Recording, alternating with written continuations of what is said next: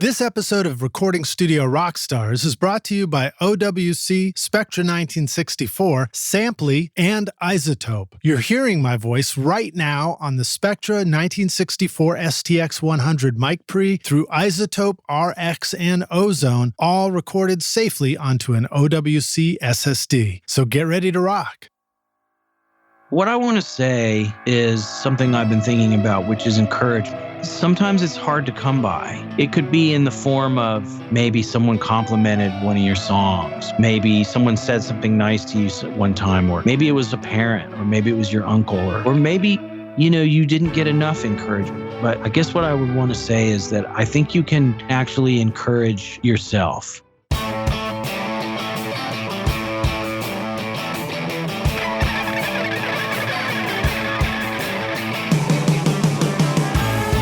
Welcome to Recording Studio Rockstars. I'm Lynch Shaw, and this is the podcast created to help you become a rock star of the recording studio.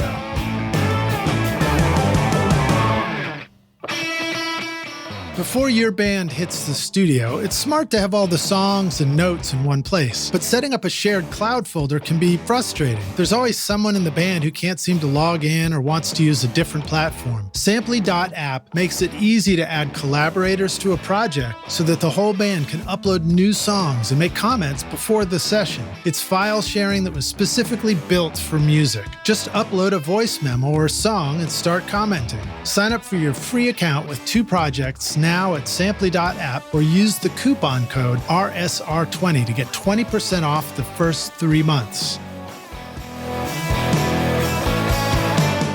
Want to know how I get a consistent sound quality mixing hundreds of episodes of Recording Studio Rockstars? Well, I've been cheating all along by using Isotope, RX, and Ozone on every single episode. Right now, you're hearing RX declick, declip, DS, deplosive, voice denoise, Ozone multiband compression, EQ, and limiting on this podcast episode. Try out the subscription option with an extended 30-day free trial at isotope.com/rockstars or use the code ROCK10 to get 10% off any individual plugin purchase. Hey Rockstars, it's your host, Lynch Shaw, and welcome back to Recording Studio Rockstars, bringing you into the studio to learn from recording professionals so that you can make your best record ever and be a rock star of the studio yourself. My guest today is Daniel Tashian, a Grammy-winning producer, musician, and songwriter who's produced for artists like Kacey Musgraves, Tenille Townes, Jessie James Decker, a girl named Eddie, Trent Dabbs, Emily West, and Keelan Donovan, to name just a few. He's had several sync placements in hit television shows and movies, including the film Our Idiot Brother, Pretty Little Liars, Nashville, Rain, and Scorpion. His first #1 country song was with Hometown Girl by Josh Turner and co-written with Marc Beeson. And Daniel has since co-produced Kacey Musgrave's critically acclaimed and CMA and Grammy winning album, Golden Hour. It was album of the year, actually, after we did our last interview, believe it or not, Daniel. You guys won that right after the interview, so congrats on that. Amazing record. And Daniel also co-wrote 7 of the songs on the album's 13 songs. Daniel has a band called the Silver Seas with Jason Lehning, who's also been on the show back in episode 74. And Daniel joined me in a couple of years ago, so we'll include a link to that as well. The Silver Seas had some great successes over in the UK in particular, and Daniel's been on the Jules Holland Show, and probably a lot of others since then, I would bet. I had great fun recording with the Silver Seas in my studio at the Toy Box a few times over the years. That was a lot of fun to work with you guys. I'm psyched to have you back on the show, dude. Welcome back. I think you've been up to some pretty cool things over the past couple of years with the world of all of us just kind of going into our shells for a little while and creating. So welcome back to Recording Studio Rockstars, Daniel Tashian. Daniel, are you ready to rock, my friend? I am, man. Thanks for having me, man. Hit the button. Give us the reverb. I'm a fan of the show, and I just got to say it feels good to be home. Nice, man. How do you even have that set up? Come on, man. This is one of those shows where you can actually explain what geeky button you're using while you use it. There's a piece of equipment called a Mackie Mix 8, and it's a little 8-channel mixer, and it has a wonderful thing that you may be familiar with called an aux send on it. And I just have it sent to a guitar pedal. And whenever I want to Nice. make a point for emphasis about how important it is. Man, I love the sound of the Eventide stuff. Like do you remember any reverbs that were that insane before they started making those reverbs? Well, I just know I'm a big fan of Suzanne Ciani, the modular synthesist woman, and she uses the Eventide H9 pedals, and she has 2 of them, and so I got 2 of them, and I have them chained together, and between the 2 of those, I have half what I consider to be half of like one of those H3000. So I have like an H1500. Nice, dude. Yeah, the H9 is great. I got one. When you got to come over to the studio and check it out, because I think you'll enjoy the H9000 that's in the rack too. Okay. Oh, the 9000. You got the 9000. Which, believe it or not, like they say is like having 16 H9 pedals in one box. That's an expensive reverb. It Dude, is. I do need to come over. You're the only person I know that has that. It's really awesome. It's very deep, and it's so deep that I just constantly feel a sense of guilt for needing to go learn it more. You know, sometimes the gear's like that in the studio, right? You can also sort of have multiple ins and outs in that type of thing, right? Like you can do all kinds of stuff. I think it has an 8-way analog I/O built into it, so you can actually use it as an analog input-output box. It's got digital stuff for routing in and out. You can put a Pro Tools card in the back of it and have it hook up directly to your HDX Pro Tools system, so that you just, it's selectable and you route it within a session. Also, Eventide, I guess my friend Conrad Snyder was telling me their new plugins are really good too. Yeah, I don't know if I am aware of anything like brand new, but all the plugins I have are really good. Have things gotten too nerdy too fast? Do you think? No, never, man. Never, man. Or is that kind of where what we're doing? That's where we're at, because the truth is, like, that's the beauty of having already done an episode, is we already did the, like, who are you? Where'd you come from stuff. So we get to just jump right in again. Just nerd out. Okay. Yeah. But tell us a little bit more about like your studio setup. I know you said you're joining us from Studio C right now, but tell us about some of what you've set up, I guess, for yourself over the past couple of years, so that you can do your music and record from home and stuff. And like, what are some of the things you're surrounded by? Well, let's see. I guess the thing is, after we did a couple records with Sean Everett, there's something about that guy. He just kind of rubs off on you, and he just uses NS10s, and so I just decided that was what I was going to do, because that's what Sean does. And they don't ever get super loud, but I guess I figure like that's probably okay. It's probably a good thing. I mean, they can get kind of loud, but so I use those, and I have a handful of pretty good mics, and I've got. Sheryl Crow actually had a Telefunken 251, like an old one, when we were working on Golden Hour, and so I got a 251, but it's a newer, it's a Sound Deluxe, kind of newer. And then I got one of those little Neumanns and some Gefels, MT71, and some Beyer ribbon mics, and I want to get a Coles. That's my next move that I want to get into. I like the way those Coles sound. But we use the Coles a fair amount recording with you guys with the Silver Seas. That's what we use for our drum overhead over Dave. Oh yeah, I definitely like it then. Yeah, and really my studio is like a lot of keyboards. And I just sort of been collecting keyboards for a while now. And so that's what it really is. It's just kind of a lot of keyboards in there. Nice, dude. What's a new keyboard you're excited about right now? Gotta say the Prophet 5. Oh, did you get the is pretty awesome.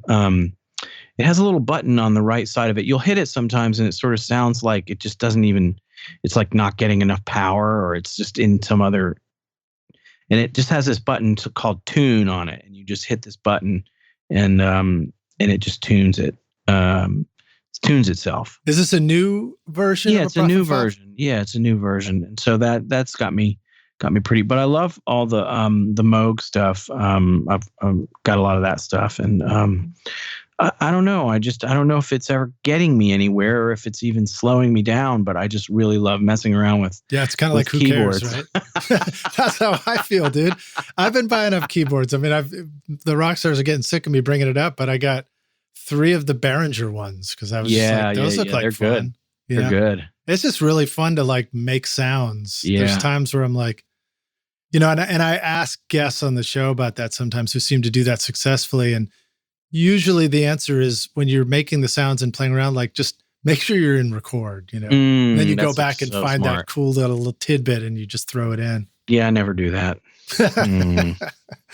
You're like, I'll remember this later. Yeah. I'll remember exactly how I made this sound. Golly. So that's cool. So a bunch of keyboards. Any other ones that you're thrilled about? Well, there's kind of a weird keyboard that I've been getting a bit more into lately, which is the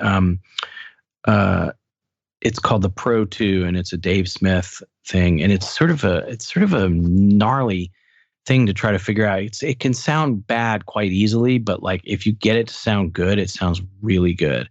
And then the other thing is, been into the iPad. I got this app called Gadget that I really like to mess with. You probably have that. I don't. Tell us about Gadget. Well, it's a Korg product, so it's got like all the Korg, sounds in it, kind of, and it sort of works a little bit like Ableton. Like you sort of get these kind of clip slots that you can make MIDI sort of clips with, and then you can put whatever gadget you kind of want to put on that slot. So you've got drum gadgets and keyboard gadgets, and then you can sort of have a master screen where you can kind of play your different collections of clips, sort of similar to Ableton. And it's great to structure songs. I just used it yesterday on a record, and it's just great.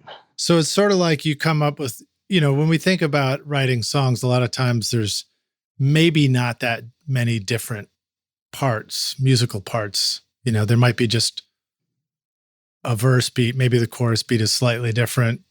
Maybe there's fills and stuff like that. But like, in other words, we can get away with very minimal building blocks to actually start arranging a song idea, right? Exactly. And like a lot of times though, like if you get, one of the things you don't want to do is like just leave one section in an idea, because you always need another section, at least just to know you've got somewhere to go. If you're me, so I try to make myself if I'm really having fun and making a cool section, I try to make sure I make a second section. Yes. That's a variation. So what's one of the ways to do that? You would take this first beat or something that you've made, and then you just copy it over to another thing and just you copy it. That just takes 2 seconds. And I don't mean a beat. I mean chords. Okay. Yeah. So a singer can go somewhere else with the melody. Like sometimes I like the juxtapositions. Like if a verse feels quite dark and gnarly or minor or something, then I would want the other section to be a counterpoint to that, like a major section. Or if sort of like an answer to a question, like, or a release of some kind in some way that feels like the music opens up in the other section, and then it could come back, and you don't know which one's the verse and which one's the chorus yet, but just 2 sections that seem to be nice complements to each other. Yeah, this is one of the apps that I picked up not too long ago. It's just this one called Tonally, and it just kind of looks like a wheel of chords, and I don't use it much, but I love the stuff. It's almost like the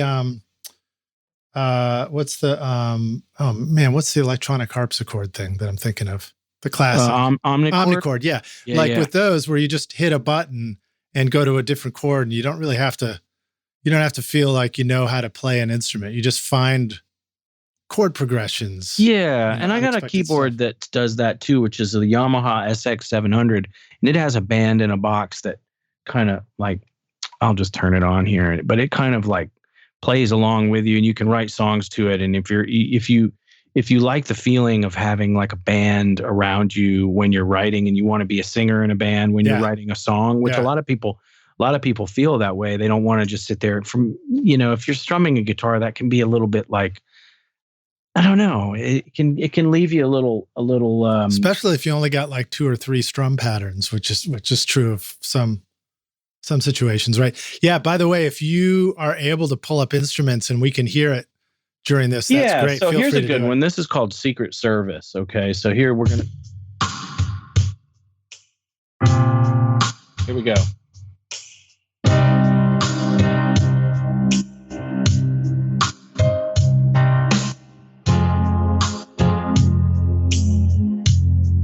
Nice.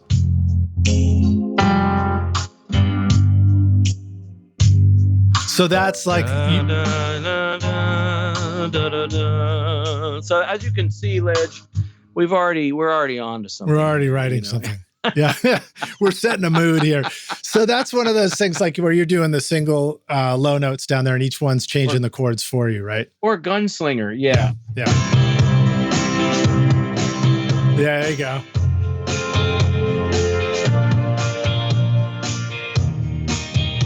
I'm ready for spaghetti dinner already, man.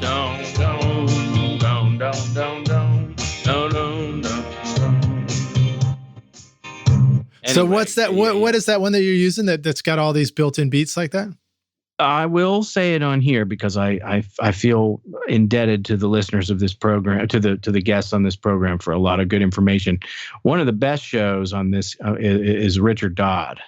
Oh yeah. Didn't you have Richard on? Yeah, he's been on a couple times. He's fantastic. But it's called the SX700 and it's a Yamaha product. And it helps you write a lot of songs.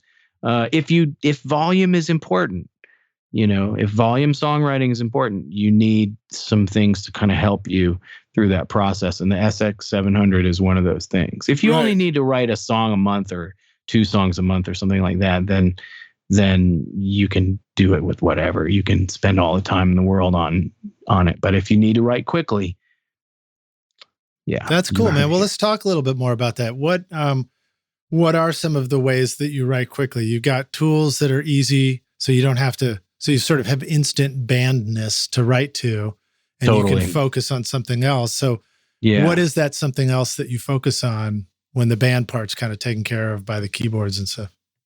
Well, the melody, the melody's important, but the lyrics are important, and the key that you're in, and if you're usually writing for someone else to sing, which is what I'm usually doing, then you got to think about a lot of other stuff too, So, but if it's for my kid, if it's for me or for my kids to sing along to, then got to put it in a key that's good for them. I got to sing about something that they can understand or can kind of feel like they can be a part of. And so it can't be too tricky with a melody that's like on too many offbeats or something for them, because they're very musical, but you've got to kind of give something they can track. Right. You're not trying to fool them.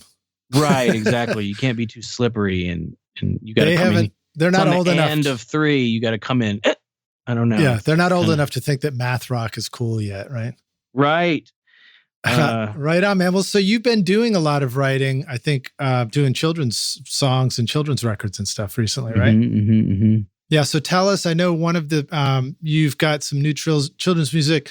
You said Karen Elson was somebody that you were working with? Not on children's things, but just on music in general. She, Ian actually introduced me to her, and really enjoy Karen. She's from Manchester, and a lot of the music that I really grew up loving in the 90s, like from the early trip hop days, like Tricky and Massive Attack and Portishead and all. This is all Manchester music, and she really grew up right in that scene, like right as that music was happening. And so she just culturally kind of understands how these trip hop things should be kind of, and she has a great voice.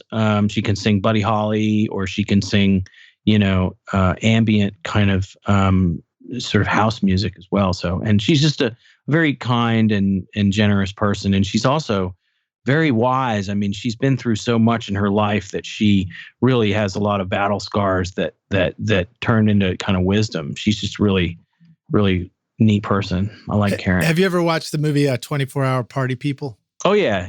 So good, about the birth of the Manchester music scene and everything. Yeah, exactly. And that's the thing. I mean, the next best thing is to work with somebody that grew up there, if you want to make that kind of music. So when you think about the musical elements that like come to mind for you as you're going to make that kind of music and you guys are writing together, what are some of the things that you think of? It's like, is it programmed drum stuff? Is it like old school loops? Is it just raw band?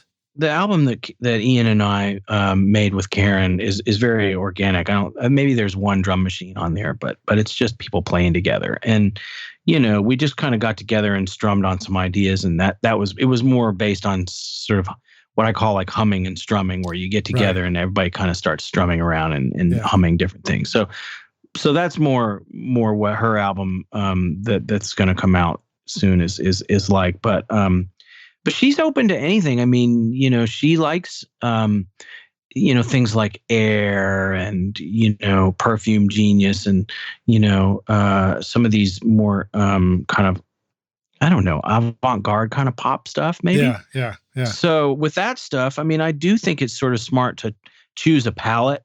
And I think there's a moment in every sort of recording where you're like, okay, are we going to be organic or are we going to be electronic? And it's just like, you kind of like, it's like either one. And I always seem to kind of think, well, isn't there a way to make both? But when you make it both, it sort of sounds like you couldn't make up your mind what you wanted to do, and it seems like it would be easier. Maybe you would know how to merge those, but it seems like it would be easier than it is. Well, sometimes it's hard, and it's like, and it's like, or you find you're taking the live drums that you recorded, and then you have to chop everything up to like force it to do the grid program thing.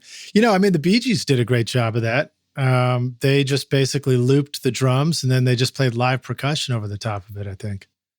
It's like separate your instruments and your elements so that some things are programmed and some things aren't. Think about New Order, think about The Cure. Well, The Cure some programmed drums too? I mean, I would imagine. Yeah. I mean, I think about a lot of that stuff. It's like you got programmed, MIDI controlled drums and maybe bass, but like, maybe the bass and the guitars are all live on top of that. I guess best case scenario is you just can't even tell what's what, and it's just awesome. Because I mean, we really have to resist the temptation to listen to music the way like film directors watch films. We've got to listen to music like kids because when you're a kid, you just think it's awesome. I mean, you listen to the bass and you listen to the drums and stuff, and drums are sort of stick out to children, I think, because I don't know. Because they get them up off the ground and moving. Get them moving. Right. And so you listen to the drums when you're a kid, but like, it's funny because I reached out to Stuart Copeland because, they were like, is there anybody you want to work with? And I was like, I'd love to do something with Stuart. And he was always sort of, I like Stuart, I've always, he's sort of important to me, but he wouldn't do it. He wouldn't do it. No, that's okay. Well, you tried. That's the key. If I reach out to Stuart today, then we could have something in common because he's probably not going to do anything with me either. So it was the children's music. It wasn't working with me that he didn't want to do. It was the children's music. He didn't want to do the music. No, he said, I'm too busy making music for adults. That's great, man. I remember hearing a story about those guys that when the Police were recording their records, they would double the snare. Like they'd play a second track and hit the snare with another one, whatever. I mean, those drum performances are unbelievable. Yeah. I mean, they're just so good. And you see, and I know he kind of like the tempo moves a little bit and it's sort of very kind of, it's very emotional drumming that way. But, and then Sting when got with, I think it's Vinny Colaiuta, who's also, wonderful. You can't say anything about him, but he doesn't play without a click track. My instinct would be that he probably doesn't do that. Yeah. He's probably playing to a click. Yeah. Yeah. There's different production styles. I mean, like how often do you like to play in the studio with no click versus a click? Well, it shouldn't be done. No click is not a good move. It's really, I don't think so, but sometimes you have to, and it's okay. It's okay to do it. In my studio, I've got the Mac Mini M1 paired up with the OWC Mini Stack STX Thunderbolt 4 certified storage and hub expansion solution to connect to all my dedicated audio drives, sample libraries, and backup drives. It's the perfect size to stack with the Mac Mini and add storage and connectivity over Thunderbolt or USB. Whether you have the new or older Mac Mini, nothing stacks up in your studio quite like OWC. Find the new Mini Stack STX and all your storage needs at macsales.com/rockstars. The Spectra 1964 STX 100 mic pre provides unequaled headroom and linear output regardless of transient audio peaks, capturing critical details from your microphone. The 100 series amplifiers were used by Tom Dowd, Muscle Shoals, and the Record Plant on records by ZZ Top, Aerosmith, and John Lennon. Now you can get that same incredible sound in your studio at spectra1964.com or call them at 801-797-0642. What are the times where you feel like it makes sense to do it? To turn the click off? Yeah. What would cue you that this thing that you're about to do should be done without a click? If it's maybe like something very like an acoustic guitar and a vocal, or a piano and a vocal, or a harp and a vocal, something very minimal that is you're not gonna need to be doing a bunch of overdubs or punch people in, and you just want the performance to just rise and fall like that. Yeah. Do you have memories of times where you didn't do a click and then that's how you learned that it could be a useful tool later? No, but I do have a memory of getting hired for a session and not having much experience playing to a metronome and getting fired. What were you playing? Guitar? Drum. You were playing drums? And nice. Yeah, it was a session over at the old Battery Studios, which was a great studio. It had a wonderful Neve, one of those Neves with the big gnarly knobs on it. Like 8068. Yeah, and it was just sounded great in there. And then I brought my drums down there and set them up and everything. And then I was trying to play on this song, and they had a click track, and I was just rushing, I guess, or I don't know what I was doing. Drums is in the name of the studio, basically, en français. So. Yeah. So, anyway, that was a embarrassing moment to just, get fired. So, and the producer came out and was just like, man, I hate to be the guy that's out here giving you the bad news, brother. But, you just can't play to a click, man. And I'm just going to have to get somebody else in here that can, and I was like, oh. So I went home and I was like, all right, what's this click deal? I got to get into this. And then I got a metronome and, started. So here we are, fast forward about 25 years later, and I still can't play to it. It's hard, man. I play drums. No, I can play. Every time I sit down in the studio to play an instrument, the first one I feel like playing is drums. The first one you feel? Yeah. And it's probably not the first one I want to listen to myself play back later either. But it's fun, man. It's really fun. Did you find yourself like trying to learn all the instruments when you were in a band, or once you started doing the studio thing a little bit? Well, I first started in band on drums, in actual band in school. I got started on the snare drum. And, okay. I used to go over to the W.O. Smith School, which I think my daughter went there too. She was taking trumpet lessons over there. Yeah, I used to go there and I'd take drum lessons there, and then once I got a 4-track, I started wanting to record myself in my own songs. And so the way I would do them would be, if I had the song in my head, right, I've written the song, go to the drums, play the whole song down, just singing it to yourself on the drums. And then it's there. And then you play the guitars and everything, bass and play to that.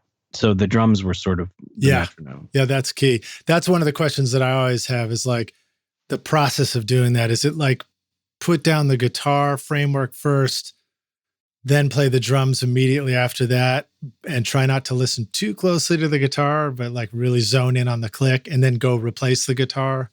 Do you have any thoughts about the order of things when you record a song like that? You talking about a song with no click? No, I'm just talking about, like, let's say you're going to build a song yourself. What might be, and you were going to play real drums on it. Let's just say we're not using a drum machine. We're using click or something. If I'm going to build a song myself and I'm going to do real drums, I would play like a keyboard pad to and put a guide vocal so the song is sketched out there. And then I would probably go right to the drums, and then, or if it's not a keyboard pad, maybe an acoustic guitar, and a vocal, something to kind of show you where stuff is. And then, but I like to have a little bit of, I will say, when I get down behind the drums to play the song, I like to have a little bit of the emotion of the song already there before I go do my drum tracks, because it's like nice to feel like when you're playing drums that there's a mood already happening. Yeah. So there can't be too little. Yeah, I mean, it's a challenge, right? Because like sometimes the guitar strumming the timing's not good enough, so it throws off your groove a tiny bit against the click. But at the same time, I feel like when I'm playing drums to something else, I'm hearing all these spaces in between things, and it informs what the drums are supposed to do. Exactly. I mean, all these problems, it's these chicken or egg problems, and they just don't go away. That's true. That's true. Just end up with a lot of chickens and a lot of eggs. All right, cool, man. Tell us about what you've been up to past couple of years. You got to work with Burt Bacharach doing some pretty cool stuff. How was that, and what's the story behind all that? Well, he's a beast in the studio. Burt's he's a dear friend, and he's somebody that I kind of just feel a little kind of weepy and emotional when I start talking about him, because he's just so special to me. But he really took me under his wing and has taken me under his wing, and continues to be a mentor and a teacher for me. And he's such a kind person and such a generous person. I mean, give you an example. Like I came home around Christmas. It was like this December 17th, and there was this huge box on my porch. I mean, it looked like it could have a piano in it. And I opened it up, and what was in there was an entire bar of alcohol. It was like a really nice, like handcrafted vodka and a gin and a rum and a bitters and all these things. And then there was a little cocktail piano, wooden piano with some napkins in it. And when you opened it up, it said, "Daniel, have a drink on me. Merry Christmas. Love, Burt." Wow. An entire bar. And I don't even drink. But it doesn't matter. It's just so wonderful, because anytime anyone comes over, and I can make them, any kind of drink that they would want. But he was trying to send you a message. It's like, Daniel, loosen up a little, man. Well, it's not that I won't drink. I mean, I do. No, I will drink. I'm like you. I had all my fun when I was in my 20s.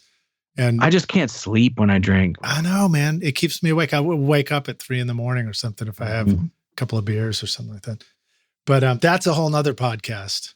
Okay. When I start my therapy podcast, we can really dig deep into that if we want. Okay. Well, that's a pretty nice gift. But, the biggest gift is the gift, the generosity of his heart, is the generosity of the music he gives to the world and to the songs that I work on with him, and how, I'll send him a little shred of a lyric, something that I just sort of jot down, and then a couple weeks go by and he'll be like, "All right, I think I got something." And you get on the phone with him, and, I haven't seen him in a couple of years because of this pandemic, and I'm just desperate for it to be over so I can go back and hang out with him. But the record you guys did is Blue Umbrella, right? That's right. Yeah. Yeah. Did you guys do a couple or just the one? We're just about to release another extended single in about, I don't know, a month. He gets me as a singer into this range that I never get in with anyone else. It's quite high in my range, kind of at the top of my range. Like, I come from a sort of an indie rock background, and you kind of play the cards emotionally close to the vest as a singer. Like, you don't really just like, I'm going to, you try to be cool, and kind of indie rock. And he kind of gets me out of that into like this sort of singing. It's more of like a 60s torch singer kind of stage singing, and just like, come on, man, like really like perform. Let's do this, What would Bette Midler do? It's kind of changed how I look at things, because YOLO, baby. And so I enjoy exploring, parts of my voice with him. And, I don't really know what to say except for he's just a wonderful person. His family's lovely, his wife and kids. I know the whole family quite well, and they really welcomed me in. One story about Burt is we were really excited. He was coming into the studio, and we'd worked up with this great band. And he was coming in, and we're like, let's show him that we've worked this song up. And he comes in and he gets on the talk back, and he goes, yeah, it sounds good. It sounds good. It just kind of sounds like everybody's just going to the chorus. Right. And, like everybody's too, like the enthusiasm was a little too much. Yeah. And I was like, what do you mean? He was like, I can just hear everybody going to the chorus. That's great. So he wants you to come in low like a fighter pilot and kind of just slide into that chorus without anybody like disrupting anything they're doing. No accents or no like, right. We're here, just kind of want you to sort of slide in on some velvet slippers. Nice, man. You just sort of discover yourself in the chorus already. Yeah. I love it. Yeah. Slide in on some silver slippers.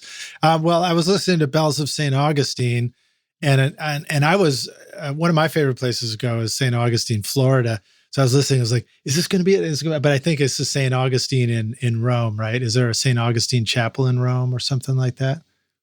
I just you know what? I just realized I'm not even allowed to ask you a question like that. You can't ask somebody what a song's about, right? Oh, you can. I just don't know.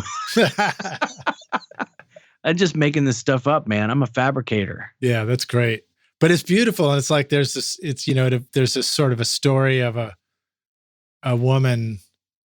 It's all you said. It's like it sets a scene, and then it's all about like if you're there, you might see this beauty. Yeah, I mean, I guess I was kind of picturing like a really pretty nun, which you would. My wife, she went to Catholic school, and she informed me that you would never see a nun, like you would never by.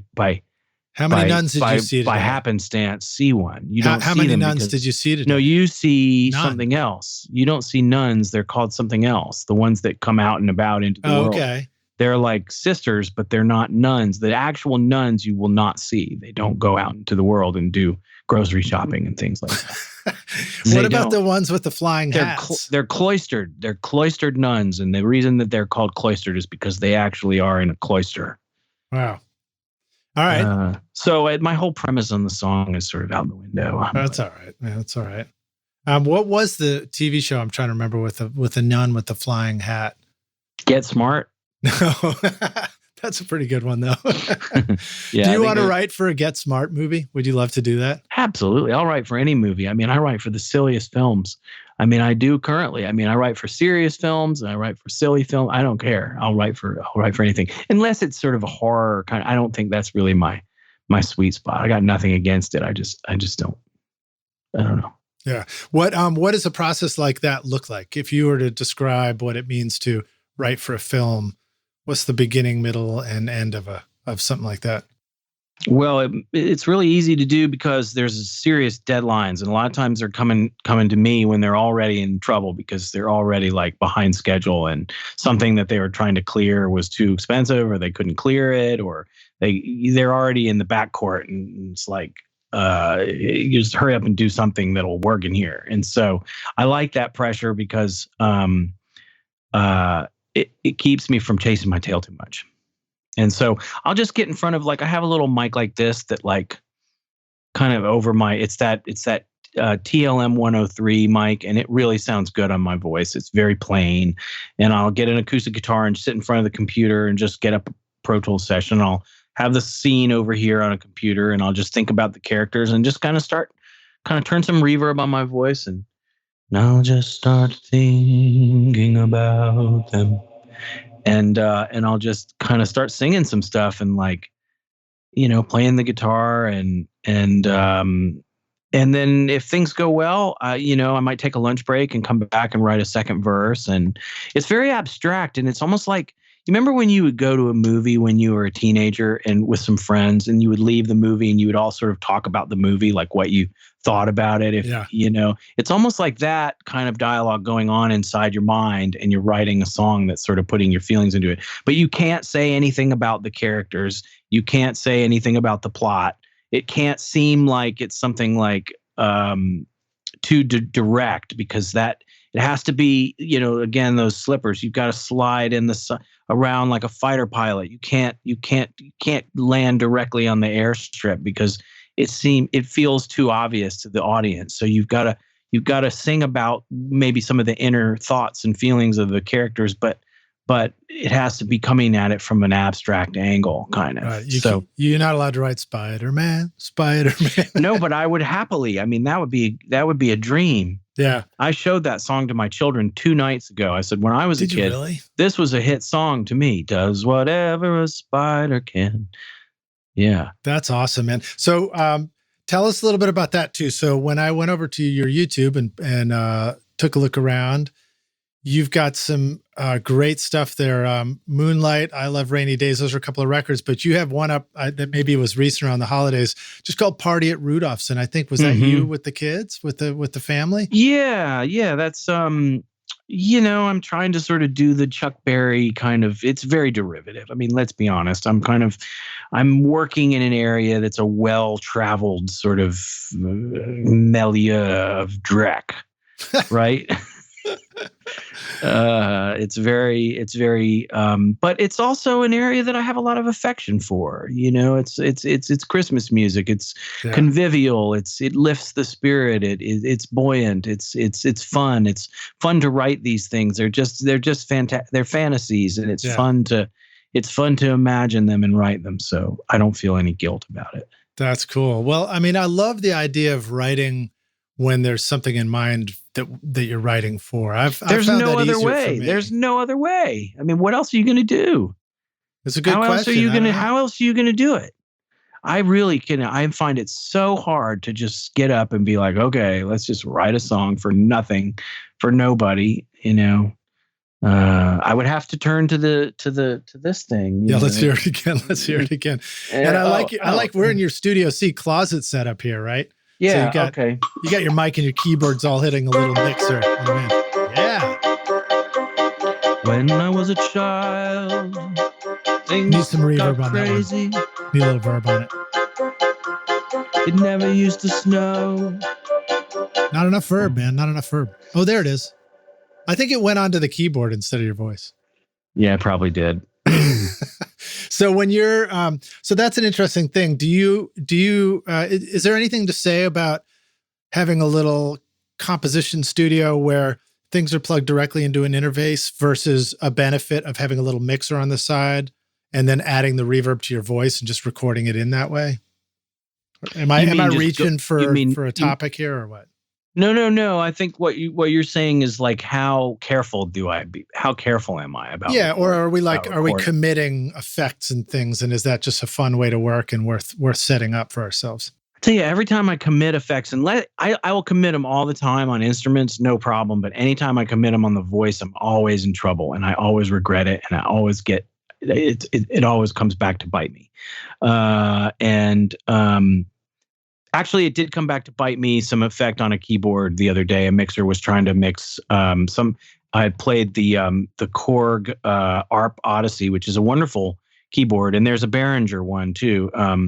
But I had some of that Strymon Night Sky reverb on it, and boy, when you put a compressor on that thing, you will never get that reverb off. I mean, it is embedded in there, and that is that. And no matter how dry you want it to be or how wet it is done. You're finished. So it's a good advice on why you might or might not commit something. It's because of the compression that comes later when you're mixing, where you're trying to like slam it all together and bring it forward. It changes what you put on in the first place. You're toast, baby. But you're toast anyway.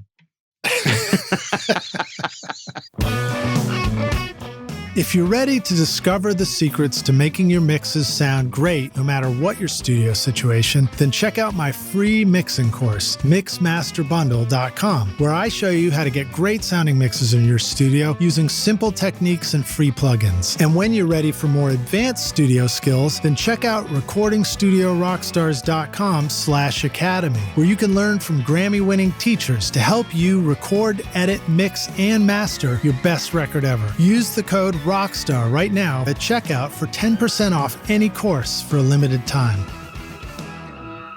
All right, well, so that's some good tips. So writing, starting with an idea. But I've got to have reverb, man. I mean, let's be honest. I have to have it. I've got to have that atmosphere around me. I hate the dry feeling of I'm just in a, I don't know. I love dry recordings, but it's funny. When I'm working on music, I want to feel the space around it. And all I've got is this little closet in my garage is a little bigger, but I want to feel like the world is my stage and life is my orchestra. So tell us about your motives or your sort of reasoning for having more than one little creative space in your home studio setup. I mean, you have a dedicated studio. It's so I can never rest. It's so I can never be free from the things that trouble me. No, it happened in the pandemic. I wanted, everybody was in the house, the kids were home from school, and I felt like I was sort of isolating myself if I took myself out to the garage and kind of went away. So I wanted to kind of be here in the mix with everybody, and so I just put some extra different things, an extra MIDI controller and an older laptop that I had, and I just kind of made a little satellite rig in my closet, and now it's the place where I dream, Lidge. It's the place where I do things that don't have any commercial reason for being done. It's a place where I get into modular synthesizers. I have a little modular rig in here. It's the place where I let myself experiment. I go beyond necessity into the realm of the unnecessary. Nice. I like that, man. Well, it reminds me of the time you came into my Bonnaroo studio with your synthesizer and you just started performing. It was great. And these were like synth, sequenced synth kind of productions with samples of John McEnroe just playing tennis in the background. It's great. I was smoking a lot of weed then, probably. Hey, man, there's a lot of benefit to doing that. And I love giving myself that freedom occasionally. I don't even need drugs anymore. I am drugs. Nice. That's the way to be, man. That's the way to be. I always find the challenge for me is like, sometimes the inspiration comes so fast that my memory of what the hell I just did to be able to repeat it and play it twice can't keep up, Oh, yeah, there's that. Yeah, for sure. I don't know. I never record anything. I never catch any ideas that are good. I never seem to hit that lucky bounce. So one of the songs that you wrote for a film was Taking You With Me, which was written for Our Idiot Brother. I think you co-wrote that with Mindy Smith, and I think that was a while ago, right? Yeah, that was maybe 10 years ago, 11 years ago. Yeah. Do you have any memories of doing that particular track and the story of putting something like that together? Well, it's the same thing. They're kind of backed into a corner. Film's about to be done. They're just looking for a little something to kind of, and I grew up listening to a lot of folk and country music, because my parents played that stuff. And there was a lot of records like that around the house, like, John Prine, John Hartford, the Johns, Fleetwood Mac. All these things are finger picking things. So, I can do that finger style guitar. And, a lot of times if there's a movie, and what they really want is some finger style guitar picking and like a kind of a simple type of nursery rhyme kind of song, that's just very simple. And that's what that song is, it's a nursery rhyme kind of thing. So something that sets mood and gives a sense of feeling about. Yeah. And just kind of, it's about loyalty. It's about loyalty. And that's what that movie's really about. Yeah. It's about loyalty. I mean, I watched the movie at one point, but listening to the song, I was like, and I don't remember the movie well enough to know exactly where it would be, but I immediately got the sense that this is a stage in the movie where they've gotten past the fact that the idiot brother is such an idiot. And now we're feeling good and we're reconnecting. And we're embarking on a shared mission. He's not very bright, but he's very loyal. Right. And there's something about people like that you got to sort of respect, that kind of thing. But I didn't watch the movie before I wrote the song. Sometimes Nice. it's like if you're going to listen to a band before you work with them or not. I always feel like that's one of those crossroads. It's like, do you do a bunch of research and like be informed, or do you just let yourself not know them and let them take you where they are now, as opposed to kind of feel shackled to what they were, Do you feel like you're aware of examples of other work that you admire where that's been part of the thinking behind it? Like other bands or artists or producers that you admire who've intentionally not done any research? Yeah. No, that's just a stupid thing that I've come up with. That's great. Okay, cool, man. Tell us more about working with Burt and on this recent project. Like what? So you're in the studio. You went to his world and then started rehearsing with the band, and then he would come in and join you and give insights and feedback into it. Was there something about the way Burt arranges that got was inserted into this or part of the fabric of creating the record? Well, Burt's just he can't. The rules of gravity do not apply to Burt because he arranges at a desk away from the piano. He doesn't have any piano near him. He just wants to get away from the instrument so that he's not writing some cello line that's like something that he's already done because his fingers do it. He wants to let his mind dictate what the instruments do as opposed to his hands.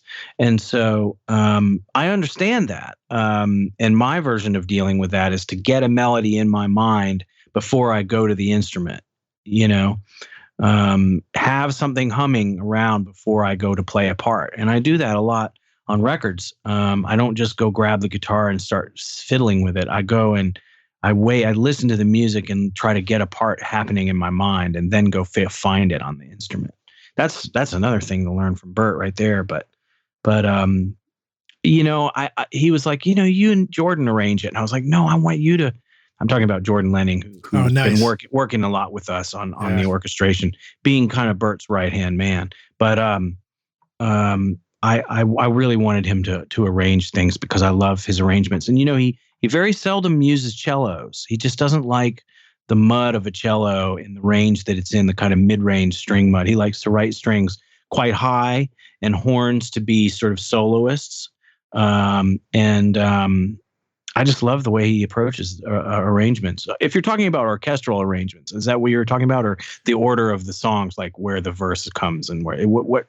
It doesn't really matter because your answer is great. So that's what I was talking about. Just getting, just hearing your insights into it all, which is awesome.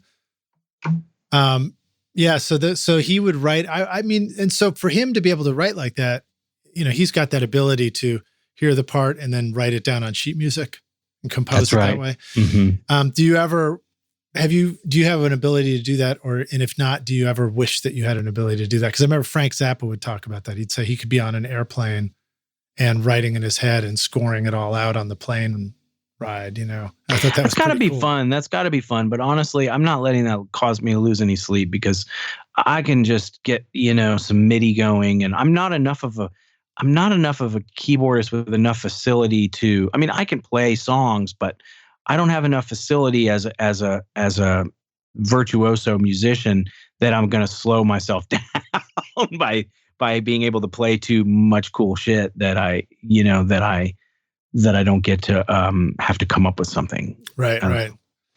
Cool, man. All right. Well, let me see here. Let's talk a little bit more about these two records that you did, Moonlight and I Love Rainy Days. What are those records? And tell us about that. Okay. I'm a little bit of an interloper in these genres, because I sort of don't like any. Well, I do like some children's music, I guess. I mean, I like the Mr. Rogers stuff, and I like the Vince Guaraldi things, and those aren't really children's music. I guess a Celeste on Mr. Rogers at the beginning? Yeah, Celeste in there. Anyway, so yeah, the music on that stuff is quite sophisticated, but when you listen to like, I don't know, Strawberry Shortcake or any of these shows that my kids watch all these kinds of shows, the music is not very sophisticated and not very, it works and it does what it's supposed to do, which is drive these narratives, but it doesn't really move you or feel like it's coming really from any place other than, the goal of the commercialization of the show or whatever it is. So right. I just thought I got to come at this with a different angle, and that'll be my secret weapon. And my secret weapon is doing something that I think musically is okay. I don't know. Yeah, no. Well, so what are some of the ways that you feel like you could do that? Was it just to give yourself the freedom to take it wherever you felt like, or was it to just not be dumb? Well, you do have to kind of be a little bit dumb because you're not trying to, I don't know, you're not trying to write a Steely Dan song, but you're just trying to write a little nursery rhyme, but they're harder than they look. I mean, and I don't know what it is, but I feel like I've always been able, if I can find a quiet spot and I can get a little time to myself and I can get in front of a piano or a guitar, it doesn't even matter what it is, and just spend a little time that there's not something bugging me or my phone's not going off, or I can always come up with a way to get back to the kid inside of myself that is just a fan and just loves music in all these different forms. So that's what I have to do, is do that. And then that's how I do it. Yeah. Well, I mean, you grew up in a musical family, of course. So when you talk about being a kid and being surrounded by music, I guess your dad, who we've talked about on the previous show, Barry Tashian, Barry and the Remains, I've got a book in the studio that he was generous enough to give me, Ticket to Ride, which is about them opening up for the Beatles in Shea Stadium and touring with the Beatles in their first American tour. And, I guess that would have been before, like me, that would have been before we were old enough to, be part of that, right? I mean, that was happening when he was young. And then were they still doing a lot of band stuff as you were growing up and, being a kid and surrounded by your parents' music? No, but they played in bar bands when I was little, and that made them sleep late. And so I was constantly like jumping on my dad's back, and he would be asleep and snoring at like 10 in the morning. And I'd be like, "Wake up, Daddy, wake up." Yeah. But I wanted to be like them because it seemed very like romantic or something to kind of like leave the house at 6 p.m. with your, gig clothes on, your shirt.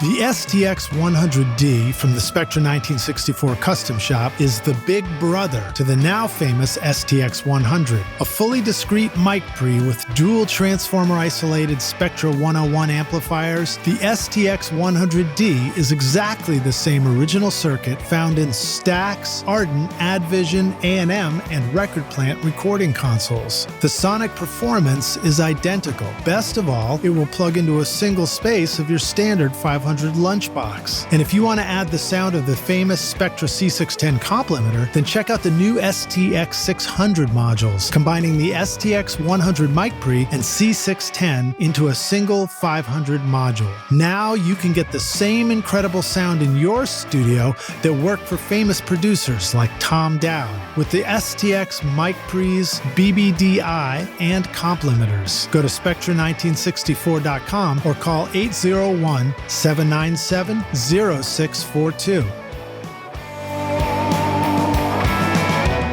OWC now brings you the Mini Stack STX, the world's first Thunderbolt 4 certified storage and hub expander, perfectly sized to stack with the Mac Mini, and the ideal storage and connectivity companion for Thunderbolt or USB-equipped computers and devices. With a SATA HDD SSD bay and NVMe M.2 PCIe SSD slot, you can expand your Mini's storage capacity to gigantic proportions. 3 Thunderbolt USB-C ports enable enable you to connect to millions of Thunderbolt, USB, and future USB 4 drives, displays, AV mixers, cameras, and tablets, as well as desktop accessories like a keyboard, card reader, or mouse. I'm using the Mini Stack STX paired with my Mac Mini M1 to house my dedicated audio SSD and sample libraries at my studio, and it works great. Find the new Mini Stack STX and all your storage needs at macsales.com/rockstars.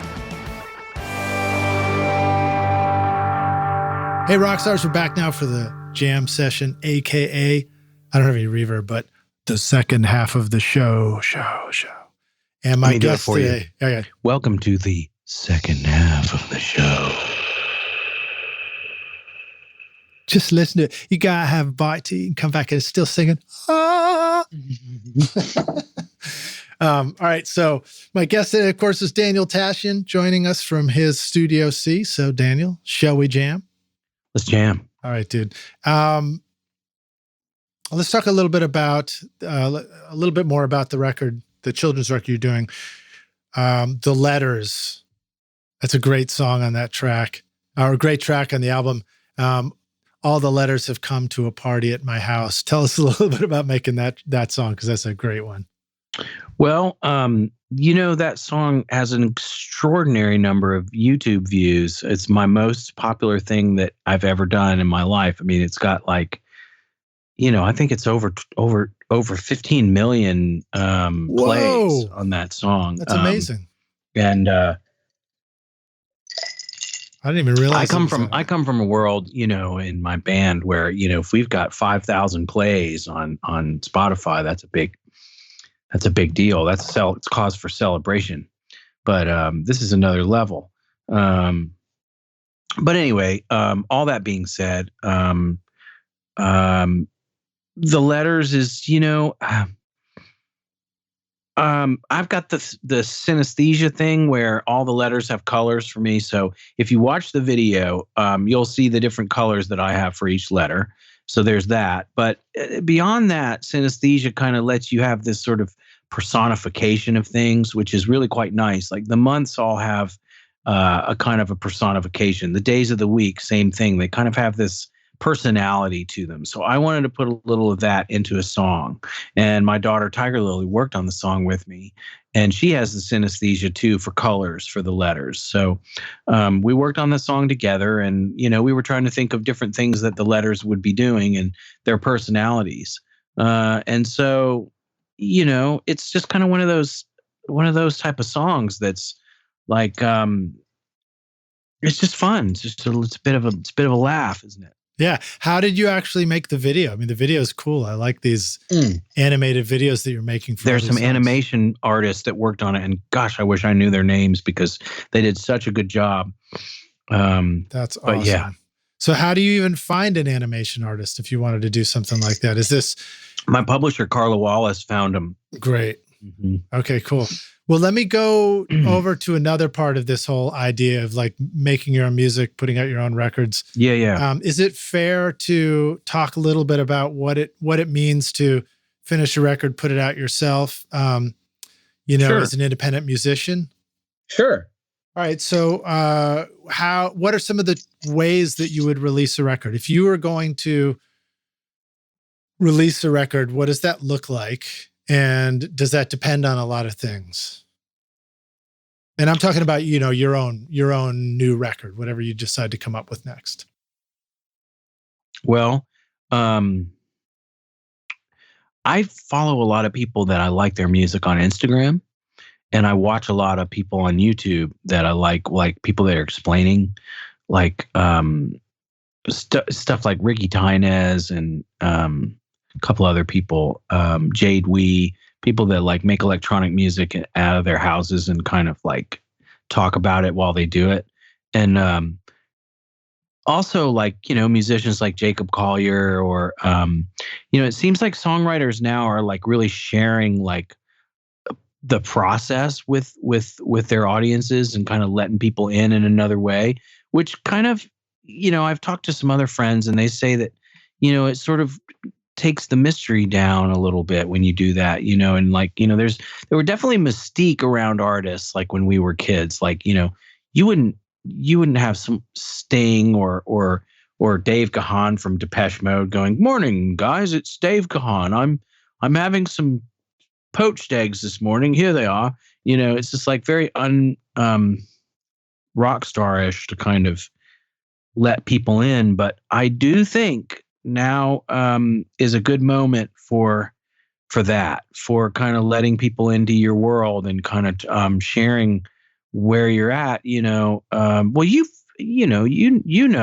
because we're doing it right now. We're doing it now, and your podcast is wildly successful, and people all over the world listen to it, and they love it. They can't get enough of people letting you into the process. And so I think for me as an artist, because I don't have the kind of high velocity, career that someone like Karen or Kacey Musgraves or some of the other artists that I write songs with or do production with have, I've got my own audience. And so they like it when I do things like get on Twitch and work on Pro Tool sessions, or get on Instagram and noodle around on the piano. And I think I would use those things if I was going to put an album of my own out, and I would use them to sort of kind of tell people a little bit about the process.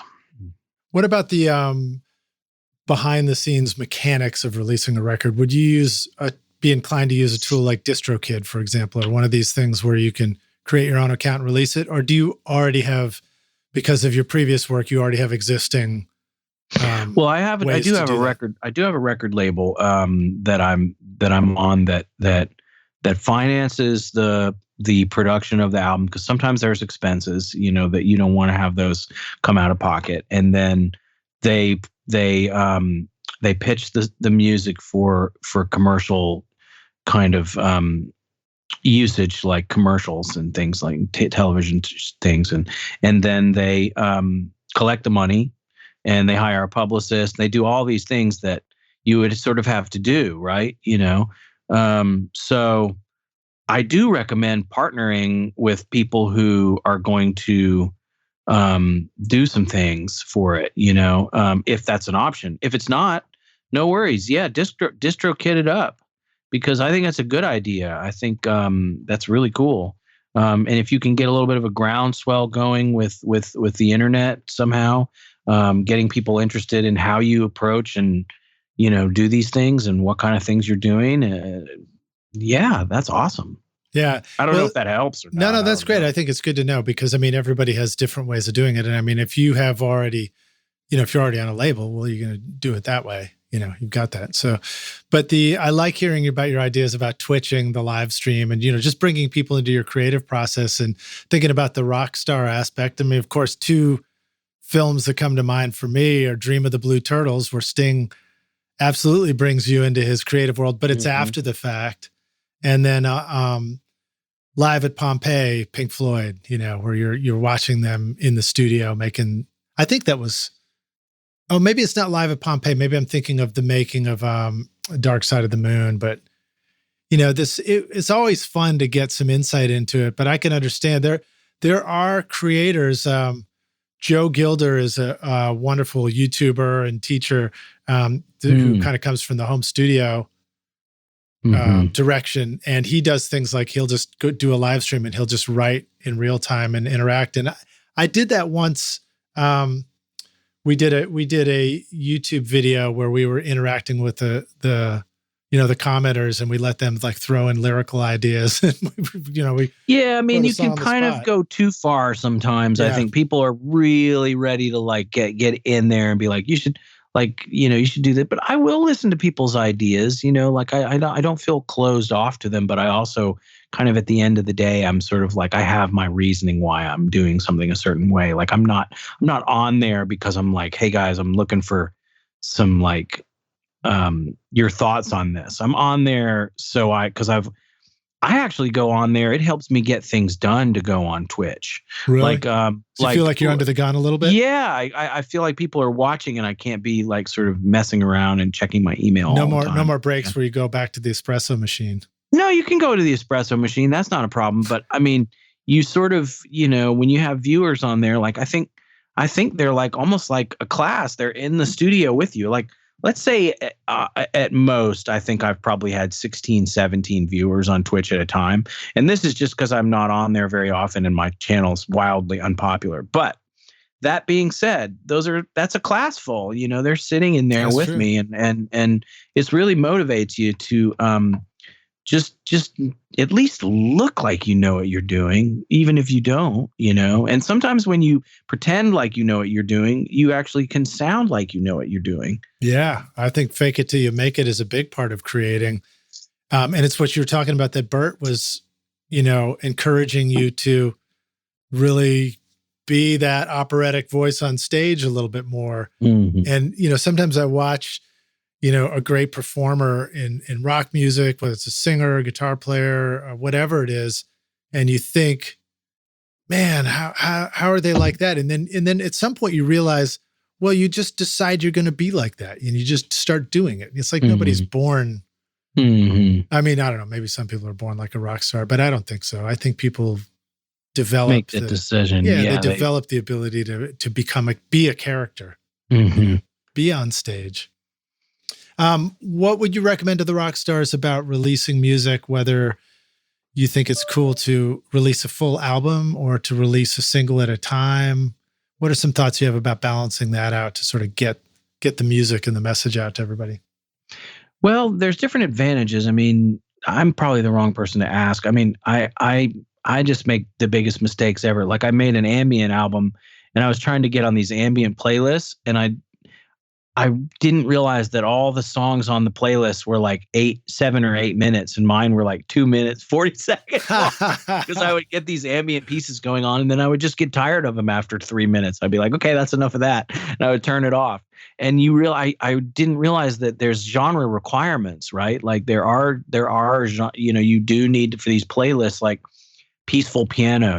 They have to be 6 minutes plus, because people don't want to get into a trance and then snapped out of it real quick. They want to lose themselves in it. So anytime you release anything, you're going to learn some mistake that you've made. You're going to learn some oversight, something that you didn't foresee. Yeah. But that's okay, because you can put that in the next one, and you can make a note of that and incorporate it. And so I mean, the best thing you can do if you want to get better at mixing is mix a record and put it out. Because as soon as it's out and you press send on DistroKid and you've uploaded it and you listen back in the car, you're going to immediately hear some glaring thing that you could not hear when you were mixing it. Yeah. So what is the window of time between when it's done and when you can rediscover it and you've forgotten all those things you were worried about? Well, I don't ever listen to my own music. I mean, I never do. I listen to it very intensely while I'm working on it. And then after it's done, that's it. I don't listen to it ever again. No.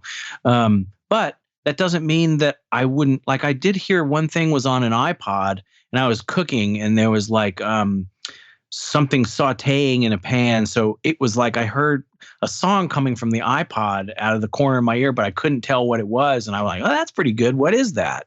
That's something like I would be interested in. And I went over and it was me. So like, I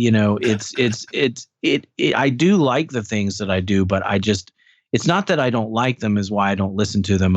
My ears are on whatever I'm working on at the moment. Dude, you've come up with 2 album titles or song titles on this show already. One of them is YOLO Baby, which would be a great album cover.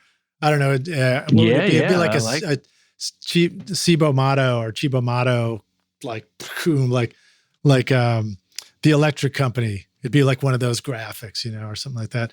And then the other one is The Corner of My Ear, that'd be a good one too.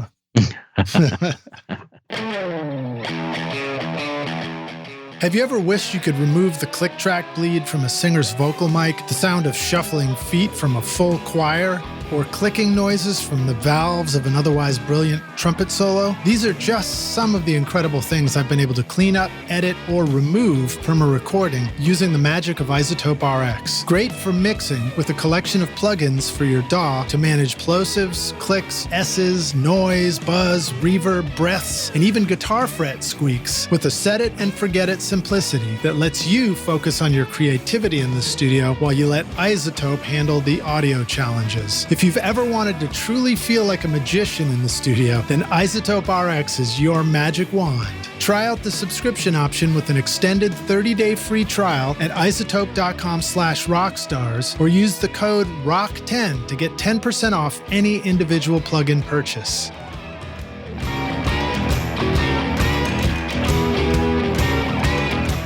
So you just finished an awesome mix and sent it off to the band, but the singer texts you with lyric changes, the drummer emails you wanting a different fill, and the bass player DMs you on Instagram about a wrong note in the chorus. But which mix version are they talking about anyway? Don't you wish there was an easier way? Samply.app comes to the rescue as your ultimate mix assistant, streaming high-quality mixes so your clients can easily listen and send notes from their mobile phone on the road or a computer back in the studio. All mix comments are time-stamped directly onto the correct mix version with no confusion, and everything is easy to find in one location. No more mixed-up mix messages from the band. It's file sharing that was specifically built for music, and it all works in your browser with no downloads required. Sign up for your free account with 2 projects now at Samply.app and use the coupon code RSR20 to get 20% off the first 3 months when you're ready to upgrade. So your soundscape stuff. So you have in your YouTube channel, which we'll include a link to, Rockstars too, you've got something called Landscapes Volume 3. So was that part of that kind of ambient music creation, was doing ambient stuff with video landscapes going together and posting those on YouTube? Yeah, and I mean, the letters just dwarfs all of that stuff because, it's funny. I will say, for the last 2 years, there's one piece of music that I've listened to more than any other, and it's called Rhythmic Waves, and it's on the Calm app. And when you choose the kind of rhythmic waves, you get this sound, and this is it. And I should give credit because it's a piece of music. But what is it? It's Rhythmic Waves. Anyway, this piece of music on the Calm app I've listened to more than anything. I just love it. It's about a 2-minute loop. Yeah, I mean, I've always thought it would be really fun to create meditation music. If you ever go get a massage somewhere and they put on this music and you're like, oh, that's really great. I've heard like Deepak Chopra records where it's like a great use of atmosphere and loops at the same time, but it's never invasive. And I always wonder about that. I'm like, how do you make that music? I mean, Kip, the guy's name is Kip Mazui, Kipmazui. Kip, you are my Spotify most listened to. I mean, I've clocked probably, well, I've got it set for 4 hours at a clip. Every time it plays for 4 hours, and I listen to it all night long. I love it. It's beautiful. I know there's some Eventide stuff going on in here because when the piano hits, then it devolves into the same note into a vocal pad. Listen. After it.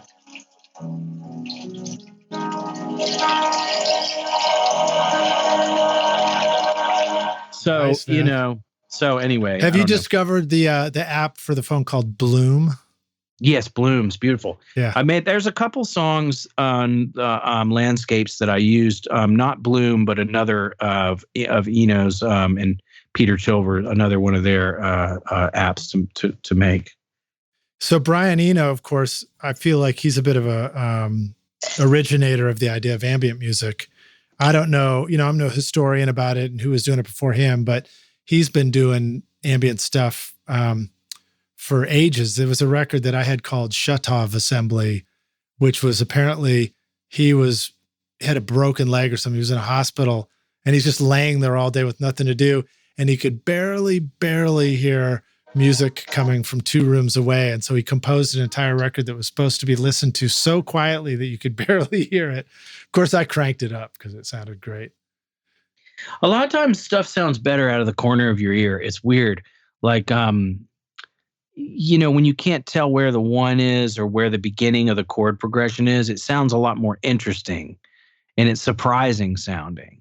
And then once you figure it out and you know where the chords are then it's not a surprise anymore. But I don't know. It's just funny. So much of music has felt that way to me, Mm-hmm. where I've got this impression of the music, and then when I go study it, I realize it was a whole lot simpler than I thought it was. Yeah, you know what I'm talking about. That's the thing. I mean, it's funny stuff.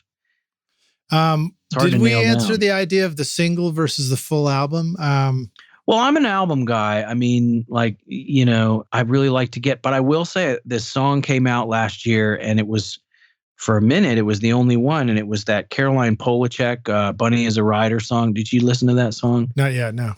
And it's just fantastic, and it's so good, and you just don't need anything else. I mean, you're just so happy if you're me and you're listening to this song. It's just one of those songs. So if you've got a song, I would say, that's just excellent, then you don't need an album. Just put the song out. Yeah. But if you don't have a song that's just a firework of magic, then you better put a record out. So when you've got a song, though, I mean, like, you're making these videos and putting them on YouTube. What are some thoughts you have about how to, you know, take a song that you've got and put it with image and make a video? I mean, like, is that a fun process for you? I think it is. And have you tried some variations on that and discovered stuff? Well, I'm not a filmmaker, Lidge, but I work with people and I try to communicate my ideas to them and collaborate that way. And so I am interested in film, but there's just too many complications and nuances to all the other things that I do that I don't have time to get into that world too much. But I do like that intersection, and that's why I like to write songs from films, and that's why I like to. But I think if you're going to make a video, you know, you should have a decent idea about what, you know, what you're doing. You know, I don't know. Right. I mean, would you find somebody to work with first and start there, or would you start with a concept first and then go find somebody to work with? Yeah, maybe, or maybe if you didn't have a concept, you would get with somebody who's that's their job, is to sort of kind of come up with concepts for videos. Yeah. I mean, there's people who think along those lines, and you know, I mean, it's hard enough to come up with concepts but I do. I mean, I say it. I mean, once I read that when somebody was talking to Prince, and Prince said you should always have a video in your mind when you're writing a song. And, you know, so I try to like think about where a song is, like where the setting of it is, at least in my mind, even if it's like a girl in her car and she's driving at night, or I'm just trying to at least have a little bit of a picture in my mind. So sometimes that can indicate. And I will say sometimes if I'm writing with an artist or a band, I would say, you know, I could see you in this video in, you know, in the desert at night, and, you know, or something. I don't know. I would say something ridiculous like that. No, I say stuff like that. You do? I picture stuff, and I find that having a sense of like playing out a story scene, you know, it can be really evocative of like what to do next and where to go with this thing and stuff like that. But no one's asking me what I think they should do for their video. This is what is it called? Unsolicited advice. Yeah. Well, we do a lot of that on Recording Studio Rockstar, so it's good. Do you ever had a chance to work with David Lynch, or is that somebody you'd ever enjoy composing with? I love him. He is just a doll. I love David Lynch. He's just a dear, sweet man. I just adore him. You ever had a chance to meet him? Nope. Never have. I just know him, you know, through his weather reports and in his films. And he's just wonderful. Yeah. I've been recently rediscovering him and mentioned this a few times on the show already, but like reading his book, Catching the Big Fish. And we watched Twin Peaks, and I was just so struck by all of it. And then hearing him just talk about, you know, the process of creation and how it's all about just capturing that first idea and then revisiting that idea to let you know what to do next. And like, going into these things we do and not putting the pressure on ourselves to somehow already know what the end result is supposed to be, you know? I'm thinking about Debussy because I'm thinking about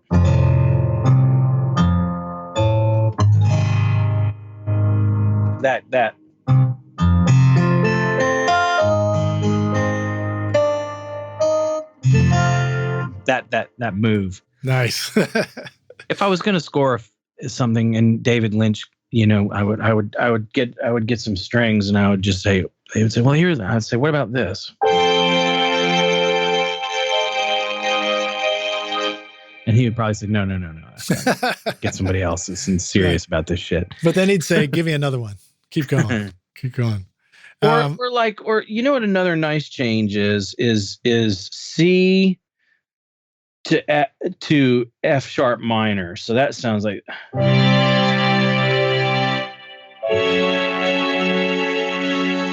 Yeah, that's uplifting.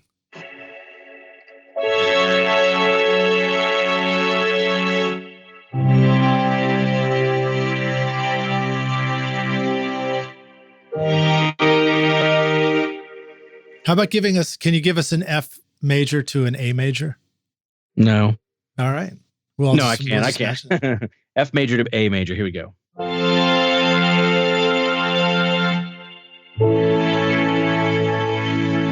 Sounds like it's leading here. It does. Yeah, it does. Nice, man. Do you do you feel like you're somebody who really knows music theory, or is it more of just a in the brain and the heart understanding of what music's doing? Yeah, kind of the second one. But I mean, music theory is it's a theory. It's a theory that this should theoretically sound good. There you go. That's good, man. All right, so let's see. What am I going to ask you about next? I turned to my daughter and I was like, "Hey, what should I ask about songwriting?" Because I love talking to you about songwriting stuff. And she came up with a couple. Well, she just said, how do you come up with chord progressions and melody? Mm-hmm. So how would you answer a question like that? Kid comes up to you and says, how do you come up with a chord progression? Well, that's one of those ones. It's like I've made a note to myself that I want to do something with F to A flat major. I want to do something with those two. I like the way they sound. So I'm just kind of watching out for it. It's almost like if you're designing clothes, like let's say you're a fashion designer and you design clothes and you're walking around in Manhattan and you're just walking around. It's a windy day and you see a woman coming towards you on the sidewalk and she's wearing a certain kind of color of a scarf, and it's unusual, and you just pull out a little notebook and you make a note and you say, no, I'm going to do something in red kind scarf, kind of a surf green. I'm going to do something that's and you sort of keep these little mental notes or even voice memos. But I have a lot of voice memos, and to answer her question, and sometimes I'll just be walking around or taking a shower and I'll get a little hum will start to come to me, and I'll put it on a voice memo. Here's one, like this one came to me the other day. If you're sitting in front of an instrument, I like this. This is cool. I don't know. I haven't listened to it since I did it, but I like these chords. It's sort of an A to F. When you're swimming in the ocean and the waves come in. I like that. It's like you're playing a gamelan or something. It's a prophet. So, when I want to go write a song, it's kind of like Celine Dion or something, isn't it?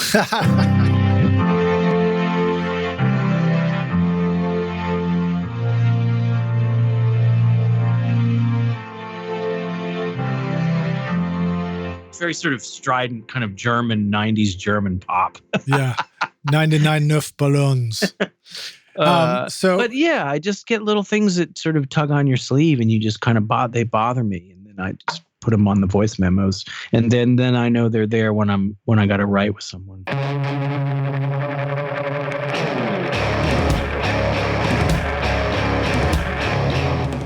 Do you want to record killer drums in your home studio? Rockstars of Drums will show you how to record, edit, and mix pro-sounding drums with examples from a Nashville session drummer in a Grammy-winning studio. Do you want to know how to master your own music at home? Rockstars of Mastering will show you how with plugins in your DAW so that your music will sound awesome when you finish your mixes. And if you're looking for a step-by-step solution for a pro-sounding mix that won't take years to learn, the Ultimate Mixing Masterclass with Craig Alvin will show you a proven method for creating Grammy-winning quality mixes that you can apply in your home studio right now. Or if you just need to learn the fundamentals of creating a great sounding mix, then register for my free course Mixmaster Bundle to get great mixes using simple, free plugins. And get started now making your best record ever at recordingstudiorockstars.com/academy. Use the code ROCKSTAR at checkout to get 10% off any course for a limited time. I like your note-taking inspiration of something that's just happening, just a life event, a moment. As a, because a lot of times we do think that the voice memo app is for sketching a melodic idea or a chord thing, and that can be very useful. But what a cool idea to just sketch, the woman's walking, the wind's coming, and you're just a descriptive, and then come back to that in the studio or wherever and say, what is that? How does that tell me what to do right now in this moment writing? As far as chords, you mean? Yeah, it's like no indication of melody or chord yet, just a description of a scene that then becomes something to write to back in the studio. I think that's cool because, again, sometimes I feel like the pressure is on myself. It's like, do we always put the pressure on ourselves to do the things that we aren't doing already? So like, for me, it would be like, I never write poetry, but poetry seems like a good source for lyric for songs. So I really ought to write more poetry. But your suggestion of like, maybe it's easier to just go around and just describe something you see in that moment and just capture that little nugget of an idea and come back to it later. Yeah. Or if you hear a song, like a lot of times I just get ideas from other songs. Like if you hear a song in a coffee shop out of the corner, you Shazam it. And then you're like, oh, I want to do something with that same relationship of chords, right? Like,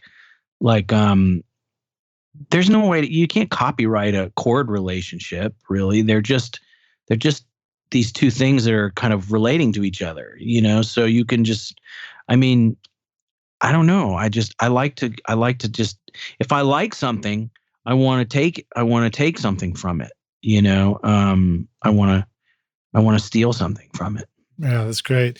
What is the process for you of intentionally theft? But after that, what's the process for you of intentionally reviewing your own notes so that you don't just lose all these great bits of things? It's just out of necessity. I would lose them, if there was no necessity to make something out of them. It's an appointment with someone else. It's a commitment to a certain time and a place where I'm going to need to provide an idea.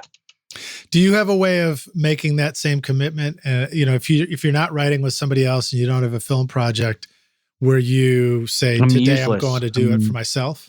I'm useless if I don't have a deadline. I'm just I'm like an actor sort of out of not working on a film. I'm looking for, schemes and debauchery if I don't have a deadline.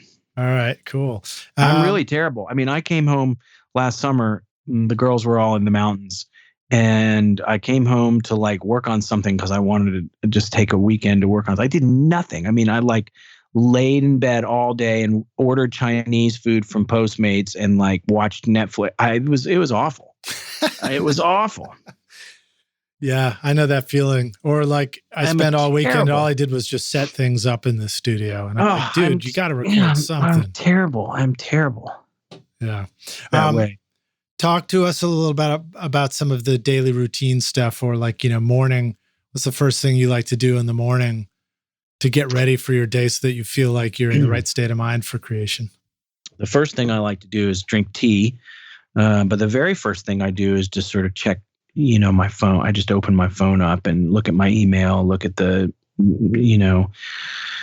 whatever is happening on the news, and then I get tea, and then I walk the dogs, and a lot of times I listen to a podcast when I walk the dogs, and that's a lot of times is your podcast. Thanks, man. But if anyone's listening to this when they're walking their dogs, hello. Is that too meta for the moment? Maybe. And then I was just talking to my friend who lives in San Diego, and he's a woodworker. And he has this very specific routine where he he makes furniture and he takes it to these furniture shows where he sells it and gets commissions and stuff. And it's a whole industry, the kind of crap woodworker world. And so he has a studio wood shop, and he goes and has oatmeal at this cafe, and then he's into the studio by 9:00. And man, I think that's such a great thing. It's such a wonderful thing to have a routine. And something I'd really, really like to do is if I don't even have a project that I'm working on, I'm just in there at 9:00, no matter what's happening, and I've got my office hours. That's a goal. Yeah. How many hours are required to make up enough office hours in a day? That's always a challenge for me too, because sometimes I feel like I've got lots of routines, but inside those routines, there may not be enough hours spent in the studio writing or creating. I feel like those are, little treats when I get to escape and spend a couple of hours making my own music. But I haven't made the creation of music my main bread and butter. Yeah, my main bread and butter in the same way that you have. So I end up focusing on those main bread and butter things, I guess. We all do, for sure. And I'll tell you what's not bread and butter for me. It's ambient music. But it sure makes the bread and butter taste good.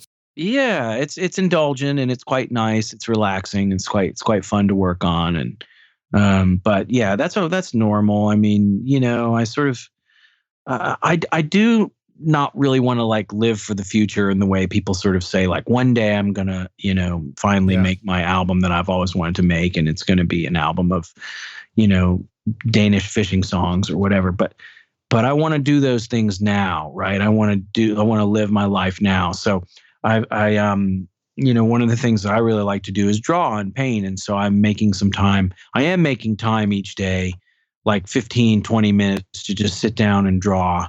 I set a little timer on my phone and just draw for a little bit. That's good, man. I like hearing the timer on the phone thing. I think that can really be helpful. I mean, if you were going to meditate, you'd probably turn a timer on. And if, I was doing, you might know Pat Pattison, who teaches songwriting and lyrics and stuff out of Berkeley. Maybe not, but one of his suggestions was like setting a 10-minute timer and doing like a free write every morning to just kind of loosen up the brain's creative powers. Morning pages, I think those have timers on them, or there's a certain number of pages. But it's just a good reminder. I also have a, well, it's not here, but I have a book that's my daily kind of list book, and it has a page. Each page, I put the date. I actually kind of do have a lot of routines now that I think about it, but I put the date up in the upper right corner, and it has a spot for that. And then it has a daily sort of free writing area, and then it has a list area, and then it has a place where you can check off things that you've done. Nice. Action. It's called actions. And so, it's very satisfying at the end of the day to open that up and write Lidge podcast. Check.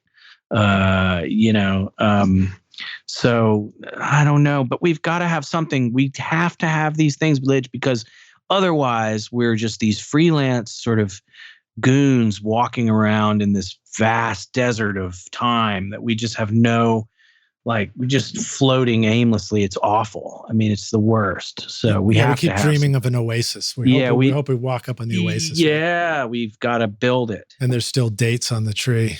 I love your imagery, man. It's great. I think you need to make some movies, man. Make some movies. Got good stuff. I mean, I guess your songs are movies. When I listen to David Lynch talk about how he likes to be open to the idea and then, nurture an idea and keep it safe, and then go make a movie out of it and then revisit that idea. I think that's how we do songs. That's how we do music. Sorry, I couldn't hear that last part. I was composing. No, I was kidding. No, absolutely. I don't know. Not a lot of people ask me, what I think they should do. But if they do ask me what I think they should do, I try to answer in a way that I feel like was answered to me when I was at those crossroads in my life where I didn't know which direction to go, and there's certain crossroads where you just kind of have to just go with like what feels the most fun, I think, and what feels the most like you're most excited about. Yeah. You know, and going that way with it. Like, I know we're not really, this isn't really the main subject, but that's an important part of it, because if you've got that on your side, it's hard to go wrong. Yeah, if you're really enjoying it and loving it. Mm-hmm. And that may not be what, you know, what everybody wants you to do, but you know, there's power in where your enthusiasm is, I think, and for better or for worse. And I do mean that, for better and maybe for worse, but my enthusiasms are in certain areas that I try to just work in those. Yeah. What are you, some of the things you're most enthusiastic about right now? What are you excited about? I'm enthusiastic about generative music, this kind of music that sort of evolves over time. I'm enthusiastic about classic songwriting, like Tin Pan Alley kind of stuff. Like I wrote this song called Book of Dreams just to amuse myself, you know, like just to try to make a it's on that Mr. Moonlight album. And I thought this is just a good little melody. Or that song about Paris, you know, it's called Paris. It's a good melody, you know. And so I'm excited to do things that feel like, I feel like I did my job. You know, I can, at the end of the day, take my boots off and put my feet up by the fire, and I can feel the feeling that I would imagine like a bricklayer feels. It's like a satisfaction feeling that, you know, that you used your time to kind of, you know, beautify the world in some sort of small way. So I'm enthusiastic about a lot of different things. That's what's hard.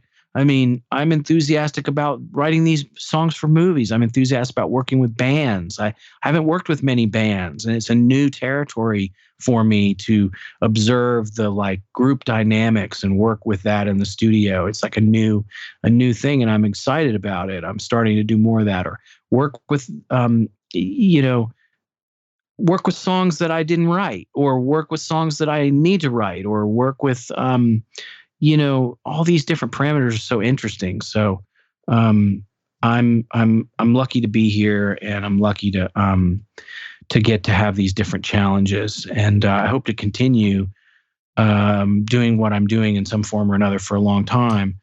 Talk a little bit about how you keep a sort of a physical, mental balance in the midst of all that, so that you can continue doing this for a long time. Well, it's real hard, but you know, I walk every day, and when the weather is nicer, I swim every day. I'd like to be swimming when it's not nice, and sometimes I have been swimming when it's not nice, but a lot of times I seem to kind of come out in the spring and start to swim more. Outdoor, or like even indoor swimming? Indoor swimming, yeah. And that seems to be a good way to you know, clear out the cobwebs. I mean, it's just as predictable as you could imagine. If you eat well and sleep well and exercise a little bit, you can sort of be consistent. I mean, I'm looking for consistency.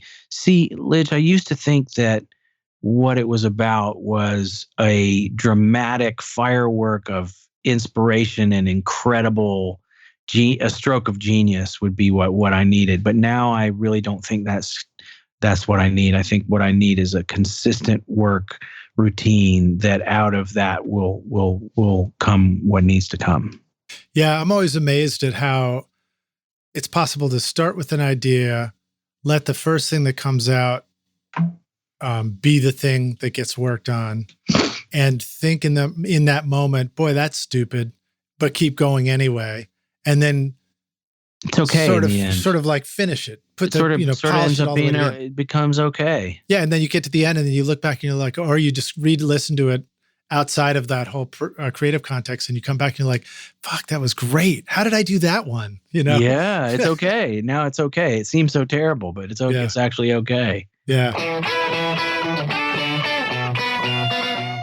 Do you feel like the time you've spent watching YouTube videos, trying out mix tricks, and tweaking version after version of your mixes has not gotten you anywhere? Have you been looking for a simple or straightforward step-by-step process for creating a pro mix that won't take years to learn? What if you could learn that process from a Grammy-winning mix engineer who understood all your mixing struggles and could coach you through them? If you struggle with any of these questions, then the Ultimate Mixing Masterclass is for you. Now you can discover a proven step-by-step mix system from Grammy-winning mixer Craig Alvin for consistently creating a pro-quality mix from your home studio that will sound amazing everywhere. Here's a quote from one of the students. Absolutely the most informative and helpful block of information mentoring on the mix process I've ever been a part of. This was like sitting behind a mix engineer for years, watching and picking up tips along the way, condensed into a 6 to 7 hour session. Look, when you're ready to take your mixes to Grammy-winning quality, then go to ultimatemixingmasterclass.com and go check out Craig's ultimate snare mixing trick now for free.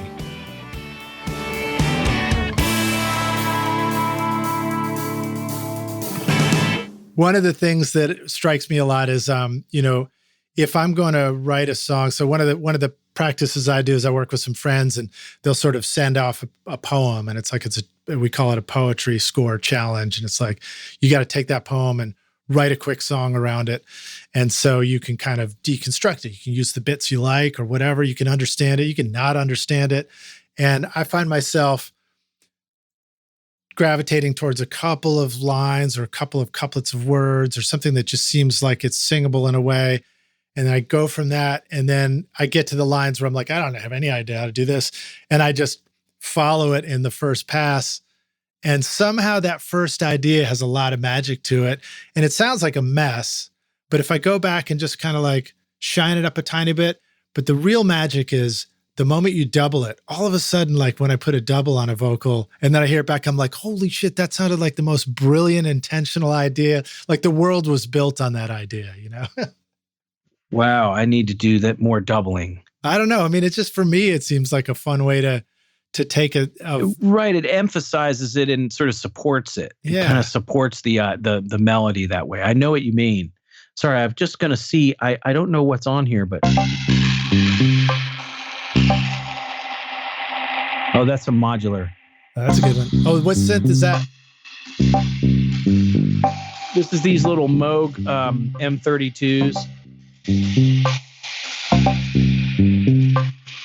That's great. And it's got all that stuff built into the one? I'm using a Korg sequencer called the SQ64. And This is a podcast. Oh, I don't think I can sing along. We're on Skype. We'll be out of time. Okay, I'll stop it. No, so you can sing along, but if I try and sing along, it'll be that internet delay going on. I wouldn't even know it. That sounds cool, man. So what is that like? If you were to describe, that's a few different pieces of gear all hooked up together. Yeah, sequencer and a few synthesizers working together. Mm-hmm. The SQ64, you've seen the SQ1, right? They're they're little teeny guys. Little teeny guys. So the SQ64 is like a big one, and it's got you can do 4 tracks, 4 instruments with it. And one synth. And so then the sequencer controls all 4 of those instruments within the box. Mm-hmm. And so you can you can do scale quantization. So you can set the same scale for all of them. So they all sort of interact, and you can do rhythmic random things. And it's a wonderful box, the SQ64. Yeah, it's not very expensive either. The scale stuff is cool because it's kind of like auto can't fuck up. Right. Exactly. Yeah, totally. So, I mean, but the thing is, you don't want to really be like one of those people that's just got like mountains and mountains and mountains of like modular, work tapes. And I don't know, never put anything out. Yeah, I feel that way a lot of times, man. I feel like that's why I'm making a goal for myself this year to put stuff out. Yeah. And gotta get it out. One of the thoughts was like, well, why don't I start with a record that's done, that's not out, I like that. Let's do it. Let's promote it on here. All right, I'm doing it. I'm going to be releasing. When's it going to come out? I'm going to release Gadoosh. That's my record. Great. Okay, good. Yeah, it's all the music for for this podcast. By the time this comes out, it should have been released. So Rockstars, go get it. I'll put a link in there below. Hold him to it. Go get the record. Go get the record. Yeah. Speaking of which, I want to release it on vinyl too, which will have to take a year. So this will come out and the vinyl record will be on the way. So there we go. I'm setting a timeline for this right now. Okay. Sounds good. Going public, Rockstars. Well, we're near the end of the podcast, man. What would you like to talk about and close out on? Well, what do you want to ask the rock stars or ask me? What I want to say is something I've been thinking about, which is encouragement. And sometimes it's hard to come by. And I've gotten a lot of it in my life. And I've sought it from different places.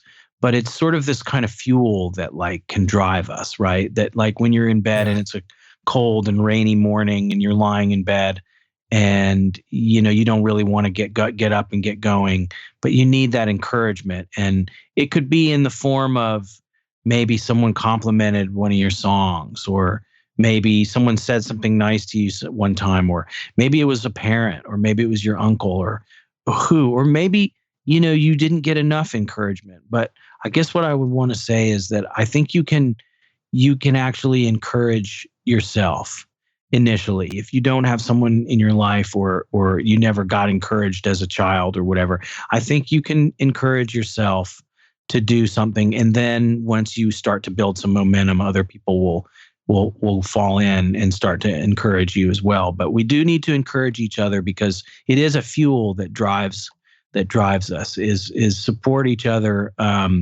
for our dreams, whatever they may be.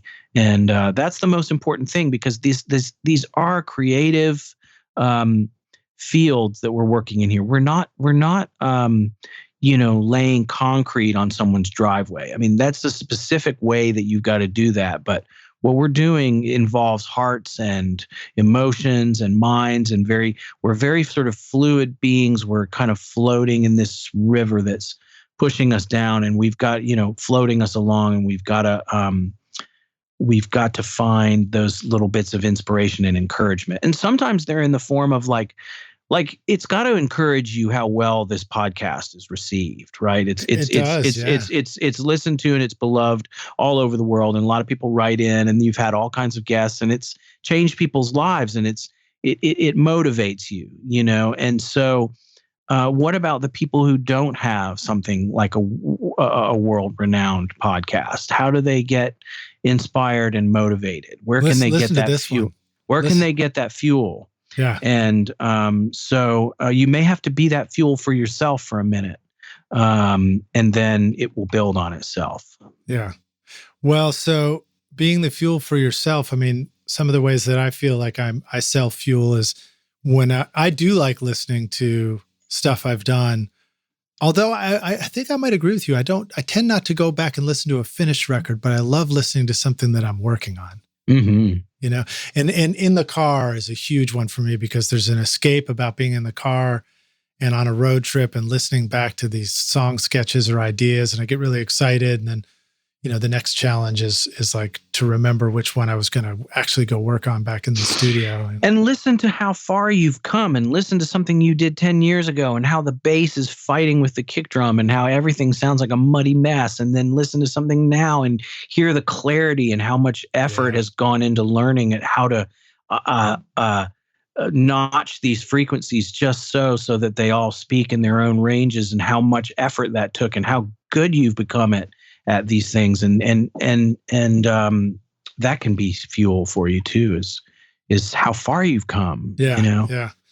Well, awesome stuff, dude. Well, thank you for being on the podcast with us again. It's been a pleasure, man. I'm going to ask you our closing question, which you've answered before, but I got to keep asking it at the end of every podcast, which is, we'll take the Wayback Studio machine, and you're going to go back in time and find yourself. At this point, you want to go find yourself 3 years ago, and say like, hey, Daniel, we don't look all that different, but you're shaved, I'm not, or whatever. But you could say, I've come back to give you this one bit of advice. Here's the single most important thing you need to know over these next few years to be a rock star of your recording and songwriting in the studio. What advice would you like to go back and give yourself if you could go back? I don't know. You can go back a few years or you can go back as far as you want. I don't know. What advice would I give myself?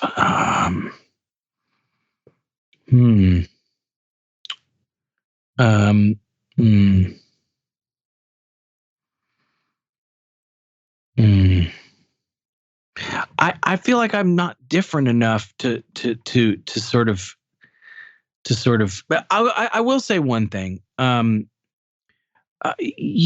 you do something that everybody acknowledges and kind of like in a grand way, like the way Golden Hour was kind of received and acknowledged, you can tend, if you're me, to get it can create this unexpected, you would think, right, that it would give you this great boost of confidence and that you would be like kind of, filled with the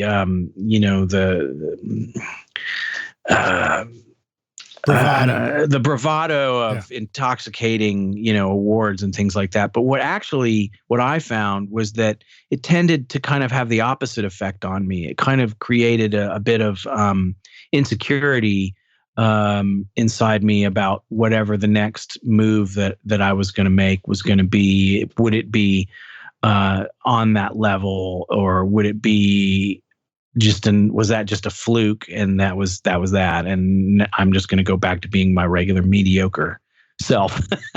Right.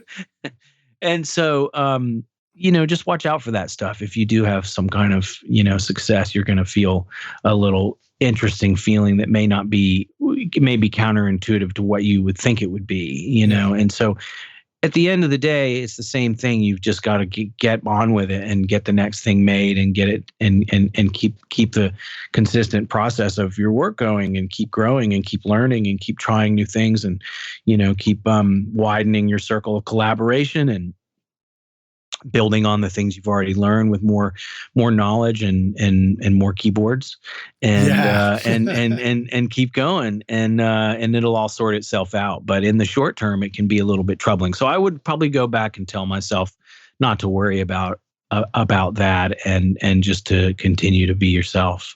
I want to do a day in the studio with you, songwriting with keyboards or just playing around with keyboards, man. You got to come over and see the new studio. And you got to get in line because I want to do a day with me in the studio playing around with keyboards, and I don't have time. I know it. Well, thank you for taking time to do the podcast with us. This is awesome. No, I've always got time for you. I'm proud to be part of something that's been such a joy for me to listen to. So well, I appreciate that, man. Thank you, and we all appreciate you being on the show with us. So please let the rock stars know, where would you like them to go visit you, check out your stuff, and connect with you? I guess just Instagram. It's at the Silver Seas. Okay, cool. Great. Yeah. And then, of course, we've got a playlist of music in the show notes, Rockstars. You can just go down there and find links there. And the Instagram link will probably be there, too, in the show notes. So sounds good. Awesome, dude. Thanks for hanging, man. I look forward to seeing you in person around town. CNN? What are you talking about? No, I said seeing you in person around town. Seeing me in person. Yeah, I thought you were thinking. I thought you knew I was going on CNN. No, not yet. Awesome, dude. Good to see you, man. All right, thanks for listening, Rockstars. Cheers.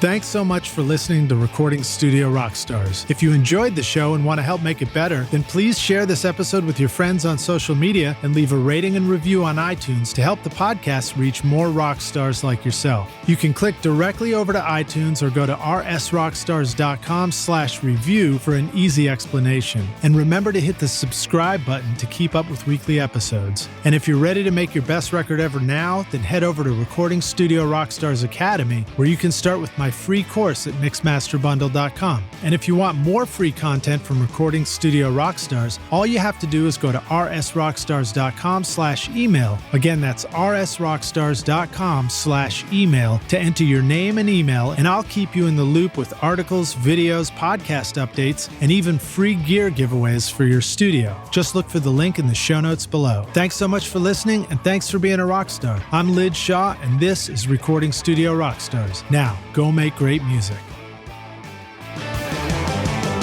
Recording Studio Rockstars would like to give a big thank you to our amazing sponsors who help make this episode possible: OWC, Spectra 1964, Samply, and Isotope. Remember to use these coupon codes for special discounts. At isotope.com/rockstars, use the coupon code ROCK10 for 10% off any plugin purchase, or start your extended 30-day free trial subscription to access many of their plugins. At Samply.app, sign up for a free account with 2 projects now, and later use the coupon code RSR20 to get 20% off the first 3 months when you upgrade to a pro account. At recordingstudiorockstars.com/academy, use the coupon ROCKSTAR for 10% off any course for a limited time. You will find links to all these awesome sponsors in our show notes. These are all things I highly recommend for your studio. They're going to help you make your best record ever. I would also like to thank our fantastic team here at Recording Studio Rockstars: Vlad Weselchenko, Braden Stremming, and John Richardson for additional podcast and video production. Thanks so much for listening, and we'll see you in our next episode. Cheers.